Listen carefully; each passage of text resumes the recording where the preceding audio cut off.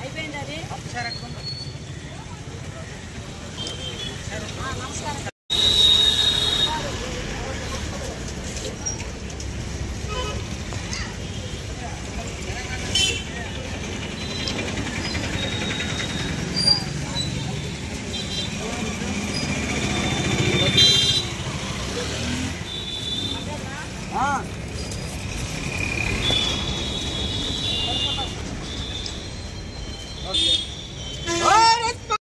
అంబేద్కర్ రాజ్యాంగం భారత్ మాతాకి జై, భారత్ మాతాకి జై, భారత్ మాతాకి జై, జై శ్రీరామ్, జై శ్రీరామ్, జై శ్రీరామ్, జై శ్రీరామ్, జై శ్రీరామ్, జై శ్రీరామ్.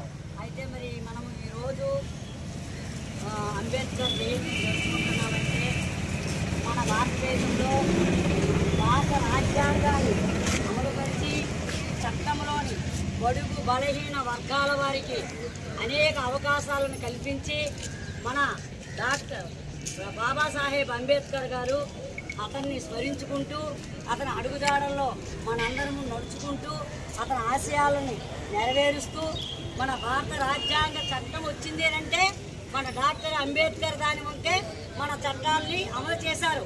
బడుగు బలహీన వర్గాలు ఈరోజు ఈ భారతదేశంలో నివసిస్తున్నారు అంటే మనం ఎంత దర్జాగా స్వాతంత్రం వచ్చిన తర్వాత 1947లో స్వాతంత్రం వచ్చిన తర్వాత భారత రాజ్యాంగాన్ని 1957లో ఒక చట్టాన్ని తీసుకొచ్చారు. ఈ చట్టం అనేది ఎలాగంటే ఎస్సీ, ఎస్టీ, బీసీ, ఓసీ అనే కాకుండా అన్ని జాతుల వారికి కులమత బాధాలు లేకుండా ఈ చట్టాన్ని అమలుపరిచారు. మరి ఈ చట్టంలో అమలుపరచడం అంటే మరి ఎడ్యుకేషన్ అయితేనేమి, అగ్రికల్చర్ అయితేనేమి, హార్టికల్చర్ అయితేనేమి, మరి హెల్త్ డిపార్ట్మెంట్ అయితేనేమి, ఫైనాన్షియల్గా మనము ఈ రూపాయి ఏ విధంగా ఖర్చు పెట్టాలా, తలసరి ఆదాయం ఎంత, మనకు వచ్చే రాబడి ఎంత, మనం ఎంతవరకు ఖర్చు పెట్టాలని